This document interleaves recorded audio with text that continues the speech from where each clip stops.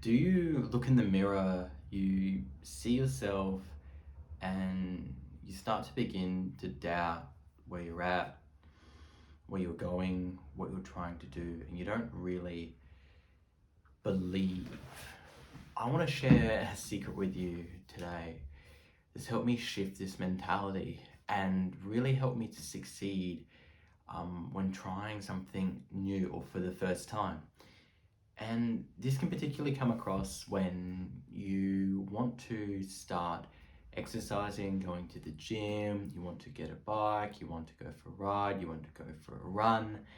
But then when you see yourself in the mirror, um, you don't particularly feel, you feel this like thoughts coming through your head. And I understand like exactly how you feel. See, the thing is, when I first started running some years ago, um, I kind of didn't think really anything of it. And I, when I looked in the mirror, I wasn't necessarily doubting myself, as I had like somewhat of a level of confidence. Or not that, but I just didn't really have the negativity, I guess, plaguing on me, and there weren't really a lot of expectations. But I do remember not feeling particularly inspired, and that was kind of like really interesting.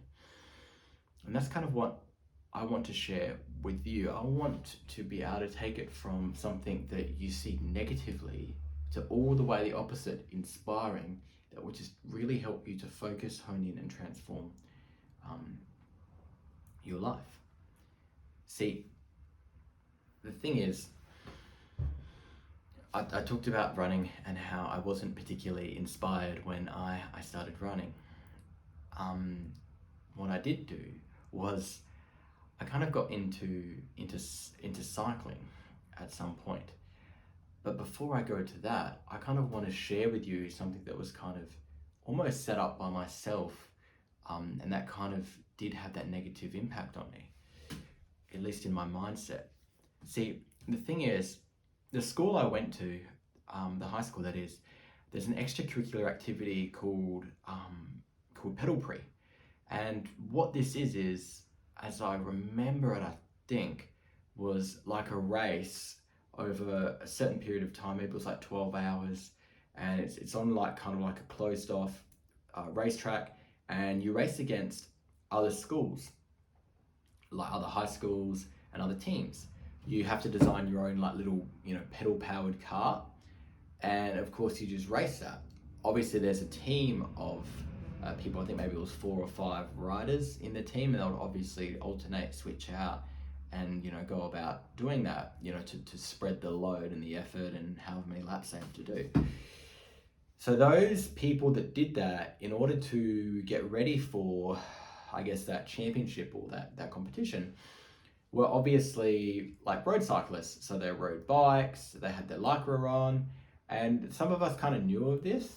And I guess the thought of thinking of those cyclists being in their aerodynamic position with their like seat up really high and their handlebars down really low, we kind of like joked them on ourselves. I don't know if I was necessarily the one leading this or some others were, and I just kind of joined in, not necessarily defending them or speaking, kind of be able to take a step back and saying that's a great thing they're doing. Now seeing that myself like a weakness at that point in time, we kind of coined the term like they were bum sniffers, which sounds like really silly and really absurd saying it now. And I guess I'd like obviously apologize for that. But that was kind of like the expectation or the thing that I put in my mind, that cycling's like really lame, and like if you're in the outfit, the lycra, you kind of like more or less a bum sniffer. Because I mean, the thing is, like if you're cycling on the road, like I now know that you have to be behind people really close, you have to be aerodynamic, you don't get as much wind. And that really helps you to pedal along a lot stronger, faster, and save it and conserve energy. Something really interesting I came to learn. So the thing is, when I started actually riding a bike, I didn't have a whole lot of money allocated to the outfit itself. What I did have was just like sort of like a cheaper cycling outfit. I wasn't particularly, I guess, proud or inspired by it. I think one of them was like this.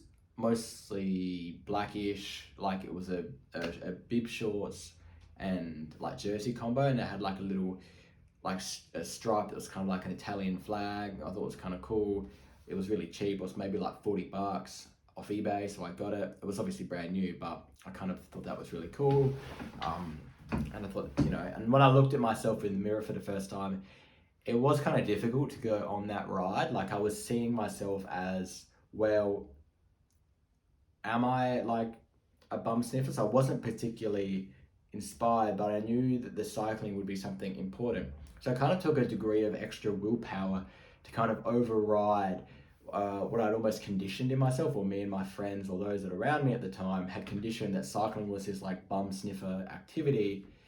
And by doing so, you were a bum sniffer, which again is absurd. And I don't know if I'm going to get in trouble for saying those words, but this is simply what we were saying at the time.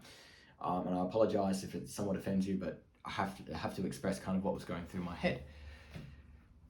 But interestingly, as I started to ride more and more, the negativity of it didn't really come through. It kind of fell to the wayside. It was kind of like, the little voice in your head. And particularly, one thing I noticed that was really amazing was once I actually invested in a cycling outfit I was proud of and I thought looked really nice, was when I put the outfit on and looked at myself in the mirror, I had that, I was inspired. I was actually enthusiastic. I saw myself as like a pro cyclist, or I saw myself as an athlete, the athlete. I had my Lycra on, I was like a superhero. I was ready to go out and just like attack, conquer hills, find new rides, all these amazing things was what I was able to do. But I kind of didn't realize that at this point it was a mentality shift, and it was like I'd actually adopted the identity that served me. I mean, obviously I needed the outfit to help that, but what I'm saying to you is if you're trying to do something like this, it starts with the identity. You have to tell yourself who you want to be, and the more you tell yourself, the more it will serve as inspiration when you do what you're seeking to go out and do. So not only will you not be weighed down with negative thoughts or whatever the public, say for example, might think of cyclists or people that go running, but you're actually excited to go out and do it, which is like insane, right? Because obviously sometimes it's hard exercising in the morning or exercising at all, period.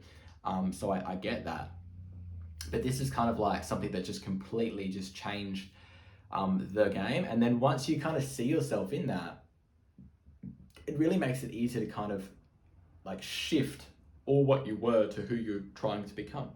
And I'll give you like another example, like, for example, it might be your first day of law school, university, it's a long 4-year slog, as I come to realize at the time, but that's okay. Like 4 years, you have to picture yourself almost being the lawyer at the end, and what that lawyer would say, how he would dress, how he would behave, how he would be organized coming to class. You have to like see yourself as for guys, I guess, like the Harvey Specter in Suits, who walks into a room, able to listen to a situation, analyze it, figure out the solutions, and then like have a wealth of legal information to explain to people, to strengthen his case and position his arguments.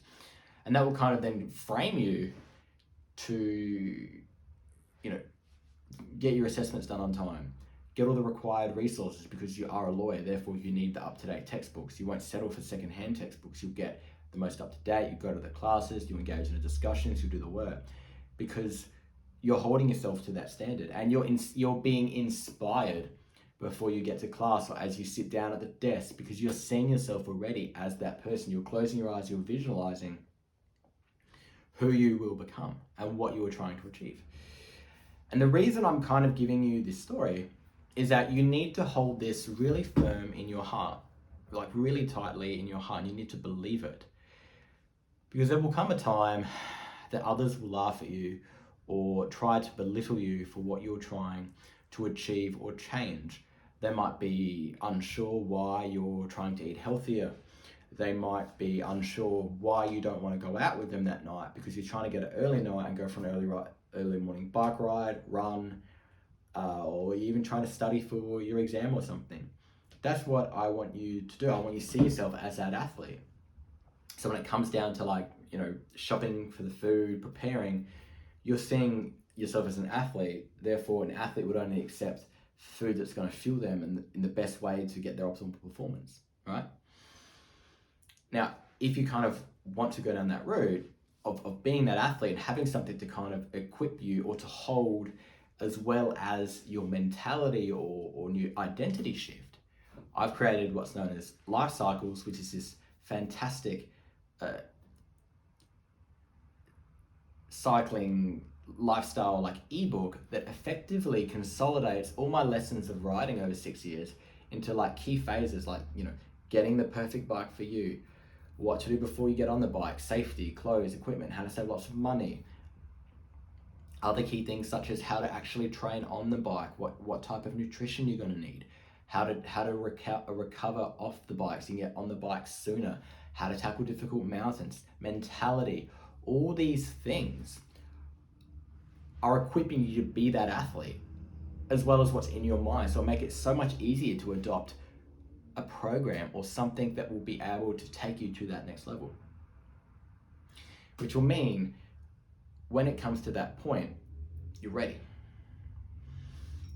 I also have a situation where, if you'd like, you can click the other link below and it has a coaching link. So I can work one-on-one with you, you can submit some questions and I can help answer them to kind of firm up your new identity or what will help you in transitioning to being that athlete. So with this equipped, of this new identity of how you see yourself as the athlete, I now know that when you get to that mountain, you are actually ready to conquer it. And then you will conquer life. And by doing so as the athlete, this new persona, you will want to conquer it again and again and again, and just build that fitness, that freedom, that enjoyment, that lifestyle, that weight loss. All of this will be so much easier because you've started with your mindset, how you see yourself as the athlete. Thank you so much. Conquer mountains, conquer life.